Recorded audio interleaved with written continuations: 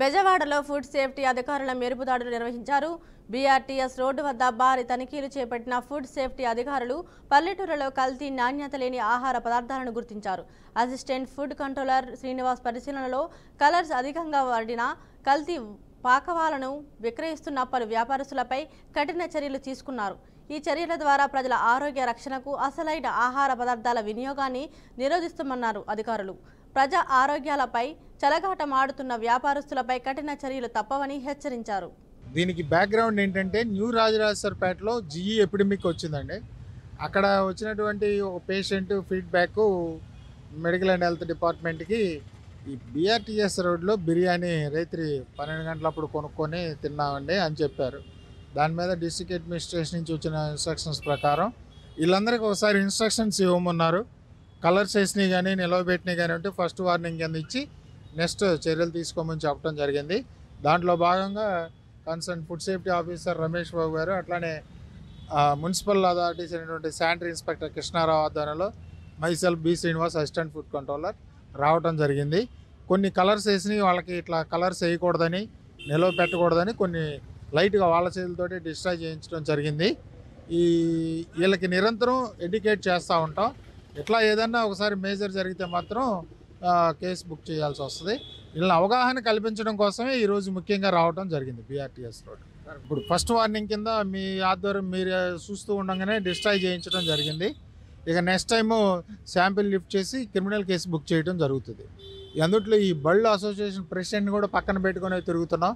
First time కాబట్టి direct case ఉండకూడదు కాబట్టి ఫస్ట్ వార్నింగ్ కింద చెప్పేసి ప్రజారోగ్యమే మా మెయిన్ థీమ్ కాబట్టి ప్రభుత్వ ఉద్యోగిగా మా డ్యూటీ మేము చేస్తాం.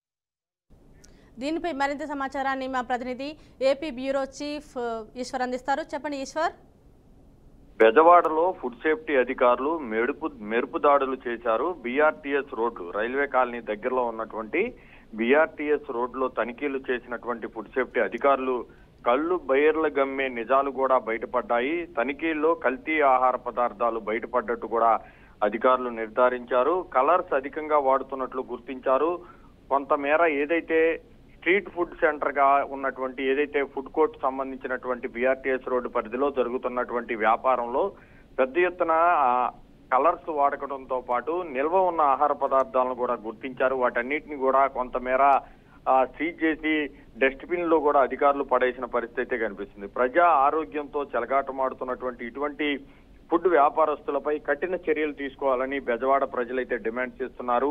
ముఖ్యంగా అసిస్టెంట్ ఫుడ్ కంట్రోలర్ శ్రీనివాస్ ఇప్పుడు ఏదైతే బీఆర్టీఎస్ రోడ్డు పరిధిలో రోడ్డు మీద పెట్టినటువంటి చిరు వ్యాపారస్తులు కావచ్చు, దమ్ బిర్యానీలు కావచ్చు, ఫ్రైడ్ రైస్లు కావచ్చు, చికెను మటన్కు సంబంధించినటువంటి అమ్మకాలు సాయంత్రం 7 గంటల నుంచి నైట్ 11:30, 12 గంటల వరకు కూడా అమ్ముతూ ఉంటారు. నగరంలో ఉన్నటువంటి విజయవాడ చుట్టుపక్కల ఉన్నటువంటి అందరూ కూడా ఏదైతే ఫుడ్ కోర్ట్ గా ఉన్నటువంటి బీఆర్టీఎస్ రోడ్డుకి వేల సంఖ్యలో పెద్ద ఎత్తున వచ్చి ఫుడ్ తింటూ ఉంటారు. వాళ్ళందరికీ కూడా కల్తీ ఆహారాన్ని అందిస్తున్నట్టు ఫిర్యాదులు వచ్చిన నేపథ్యంలో అసిస్టెంట్ ఫుడ్ కంట్రోల్ గా ఉన్నటువంటి శ్రీనివాస్ దాడులు చేశారు. ఏకకాలంలో వాళ్ళ దగ్గర ఉన్నటువంటి సమాచారంతో దాడులు చేసిన నేపథ్యంలో ముఖ్యంగా కలర్స్ వాడకంతో పాటు కల్తీ ఆహారం కూడా ఉన్నట్టు కూడా గుర్తించడం జరిగింది. వాళ్ళందరికీ కూడా ప్రస్తుతానికైతే వార్నింగ్ ఇవ్వడం జరిగింది. ఇదే కనుక రిపీట్ అయితే ఖచ్చితంగా మీ మీద కేసులు నమోదు చేస్తామంటూ కూడా వార్నింగ్ ఇచ్చిన పరిస్థితి కనిపిస్తుంది. బీఆర్కే న్యూస్ ఎక్స్క్లూజివ్ గా